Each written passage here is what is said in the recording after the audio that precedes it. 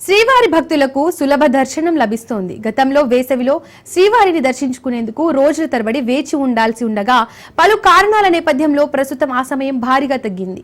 ఈ ఏడాది వేసవి సెలవుల్లో భారీగా భక్తులు తరలివస్తారని అంచనా వేసిన టీటీడీ అందుకు తగినట్లుగా విస్తృత ఏర్పాట్లు చేసింది. అందులో భాగంగా వీఐపీ బ్రేక్ దర్శన వేళల మార్పు వంటివి చేపట్టింది.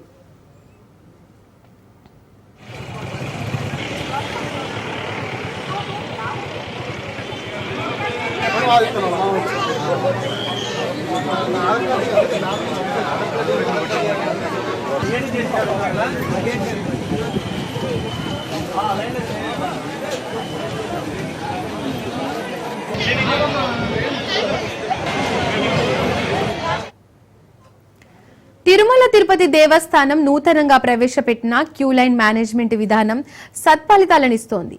ఈవో శ్యామలరావు, అదనపు ఈవో వెంకయ్య చౌదరి కృషితో సర్వదర్శన భక్తులపై తీసుకుంటున్న చర్యలతో మెరుగైన సౌకర్యాలు అందుతున్నాయి.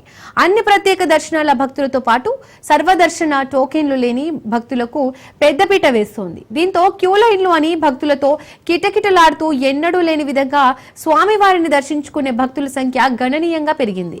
కలియుగ వైకుంఠనాథుడిని దర్శించుకునేందుకు భక్తులు పోటెత్తుతున్నారు. వైకుంఠ కాంప్లెక్స్ లు, నారాయణగిరి షెడ్లు నిండి 2 కిలోమీటర్ల మేర భక్తులు బారులు తీరుతున్నారు.